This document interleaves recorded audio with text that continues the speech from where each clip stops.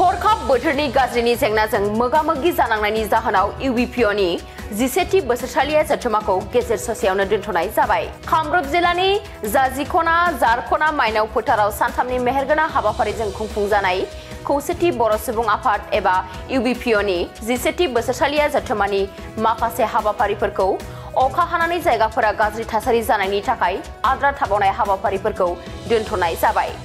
जाखांलांनाय हाबाफारि बादियै सेथि थान्दैमेल आरो फिरफिला बिरहोनाय मुंख्लंफोरखौ गोसोखांनानै बिबार बावनाय आरो बिजाब बेखेवनाय बायदि हाबाफारिफोरा मावफुंजादों। नाथाय हाबाफारि खुंफुंनाय थावनिया थांनाय हरनि अखानि दैजों जोबोद गाज्रि महर लानायनि थाखाय नैथि आरो थामथि थान्दैमेल लोगोसे जोबथा हाबाफारि गेवलां मेल बायदि हाबाफारिफोरखौ दोनथ'नो गोनां जाबाय।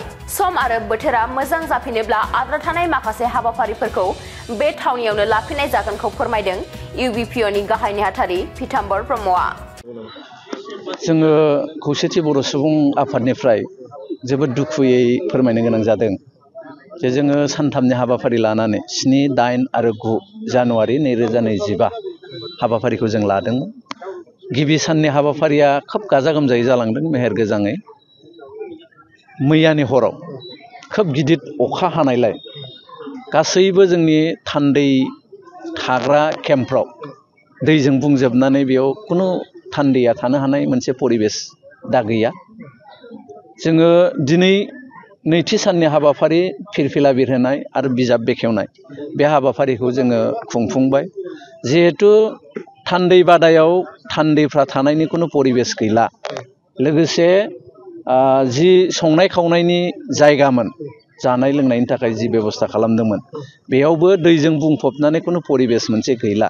बेनिखायनो जोङो खौसेथि बर' सुबुं आफादनिफ्राय जोङो मोनसे सावरायलायनायनि गेजेरजों बानजाय आफादजों आरो जोङो सावरायलायनायनि गेजेरजों मोनसे सिद्धान्त लादों जे जोंनि जानो गोनां जि मोननै डेलिगेट सेसन दंबावोमोन, जोंहा सेथि डेलिगेट सेसना जोबलांदों मोजाङै मोजां, नैथि आरो थामथि डेलिगेट सेसन दंबावोमोन जोंहा।